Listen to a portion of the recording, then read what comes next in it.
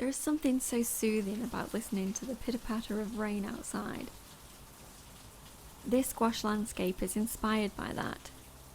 It's built up of a few simple layers and techniques that all combine together to help create that gloomy atmosphere. For all the materials I used for this project, you can find them in the description below.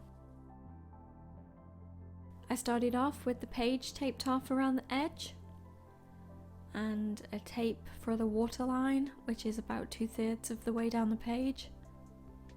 This is not necessary, but it can help you keep tidy lines.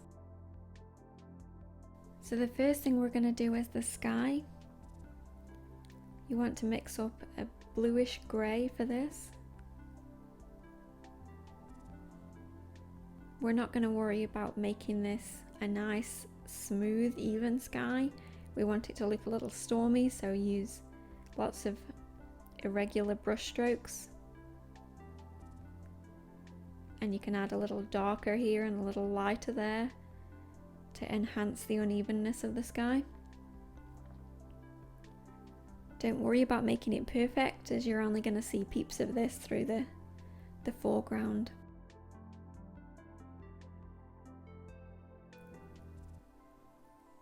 For your distant tree line, you want a blue that's slightly darker than your sky, and you're just going to pick out the treetops.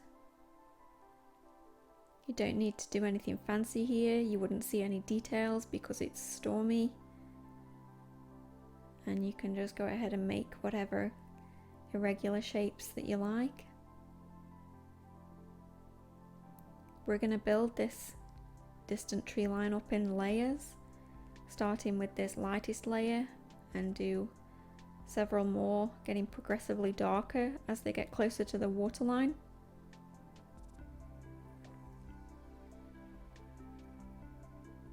I'm still using the angled flat brush for this, and I find if you want kind of super small irregular details, you can turn the brush on its very point and kind of squash the bristles down. They spread out on the page and you get kind of like a scruffy bunch of lines that work great for a treetop. I've sped the rest of these up. You're just going to do the same thing for the other 3 layers.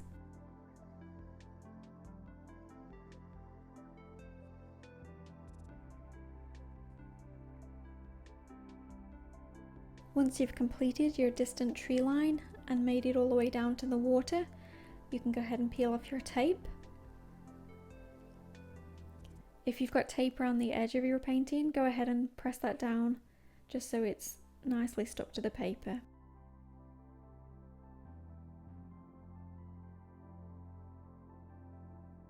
For the water, we're going to start with a blue similar to the sky colour. And we're going to cover the whole bottom half of the page. As you get towards the bottom, you can add a little bit more blue.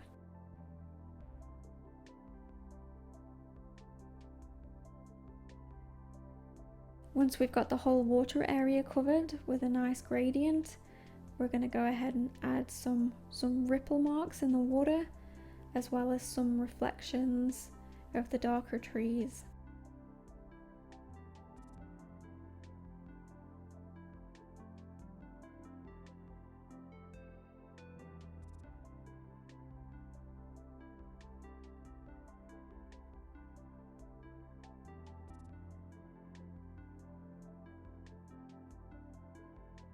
For the first of the foreground layers, we can start with a dark blue, and we'll use this to establish the shapes and the basic silhouette of the foliage. I like to use a large round brush for this and use the shape of the brush to kind of stamp the outer leaf shapes onto the page. This helps me establish where the foliage is going to go.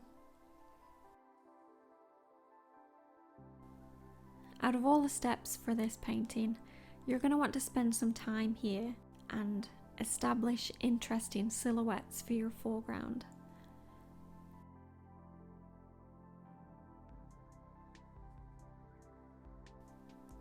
Using silhouettes like this, where it's heavily contrasted against the scene behind it, is a really good way of developing an eye for edges. You don't need a lot of details to indicate what something is when you've painted a convincing silhouette.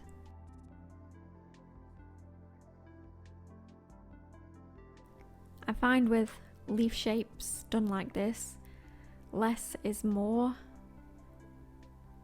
I like to put in a few clusters here and there and see how it looks, and then I'll go in and add more if I think there's areas that need it.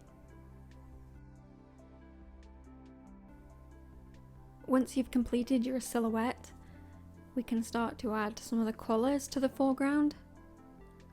I started off with the shadow colour for my leaves, which was a very bluish viridian. We want to focus the colours on the foreground around the opening where the light would reach them. I used a smaller round brush to pick out clusters of leaves on the dense foliage to the right, and also on the plants along the base.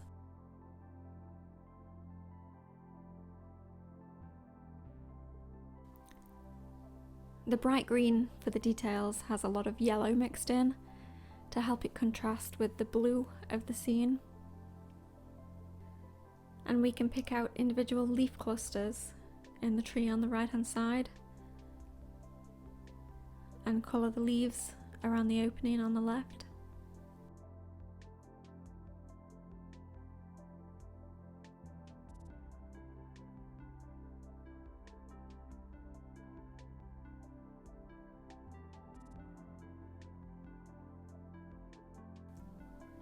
Probably the most exciting stage of this painting is adding the details that make the scene rainy.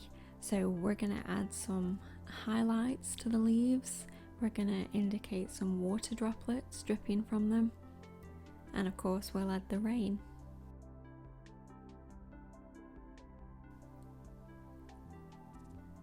For the water details, you can use a small round brush and some white gouache and add a swipe of highlight along the top of leaves. You don't have to do all the leaves, but think about the ones that would be getting the most light.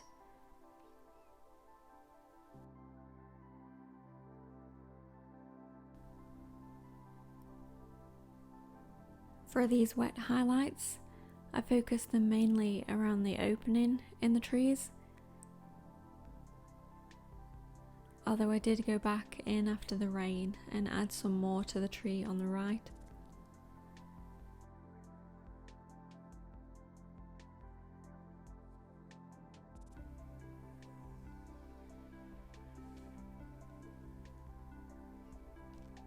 It's just a case of adding some details, taking a step back and seeing if that's enough, and if it is, then great, and if it isn't, go ahead and add a few more.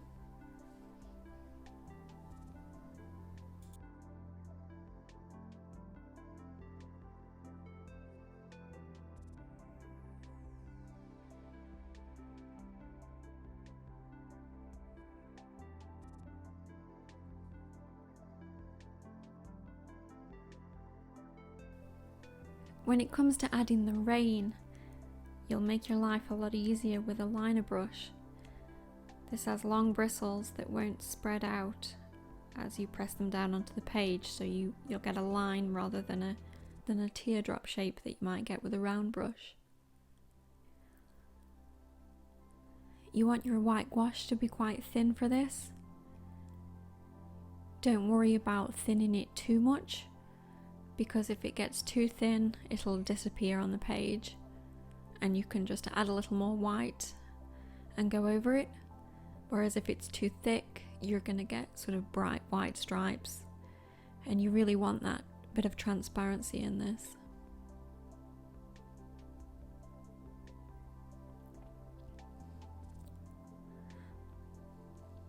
I like to slightly wet my brush before I pick up the paint. Dry it off a little on a paper towel, and that way, as I'm painting, each stroke gets slightly more transparent than the last, and I can use this to indicate the raindrops in the distance by making these smaller. Make sure you add rain over all layers of your painting,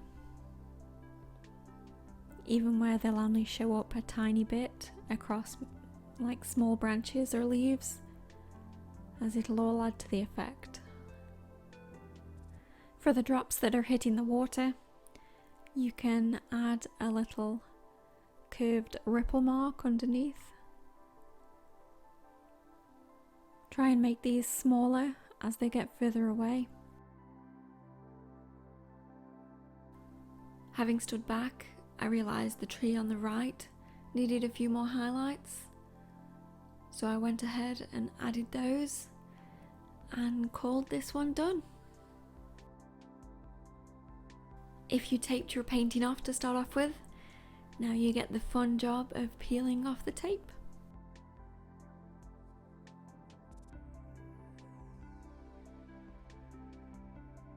I hope you enjoyed this tutorial, and thank you for watching.